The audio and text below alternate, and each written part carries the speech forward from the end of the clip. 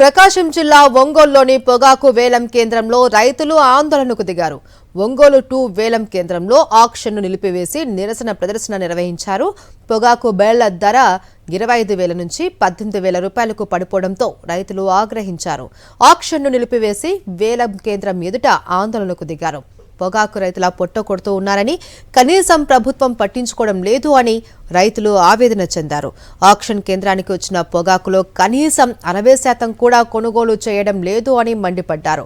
మునుపు ఎన్నడూ లేని విధంగా పొగాకు ధరలు పతనమయ్యాయని రైతులు మండిపడ్డారు. ప్రభుత్వం పొగాకు పంటకు మద్దతు ధర ఇచ్చి కొనుగోలు చేయకుంటే తమకు ఆత్మహత్యలే శరణ్యమని ఆవేదన చెందారు. 25,000కి కొనుగోలు స్టార్ట్ చేసిన పొగాకు ఈరోజు 18,000కు వచ్చింది. 18,000కు కూడా దాదాపు 60% నో బిడ్లు. అంటే అసలు వాళ్ళు ఎంత కొంటారు ఏంటి అనేది బోర్డు అధికారులకు తెలియట్లేదు, రైతులకైతే అసలు తెలియదు, వ్యాపారస్తులకైతే వాళ్ళకి తెలుసో తెలియదో మనకు తెలియదు.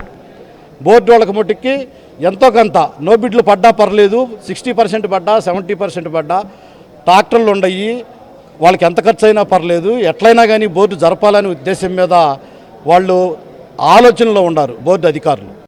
మేమందరూ ధర్మను కూడా కోరేది, రైతులందరూ ధర్మను కూడా మద్దతు ధర అయితే కంపల్సరీగా మాకు కల్పించాలి.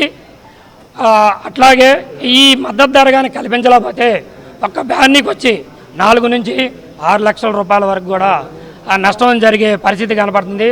లాస్ట్ ఇయర్ కూడా ఇదే పరిస్థితి జరిగింది. మద్దతు ధర కానీ ఇవ్వలేకపోతే ఆత్మహత్యలు చేసుకునే పరిస్థితి తప్ప ఎలాంటి పరిస్థితి లేదు.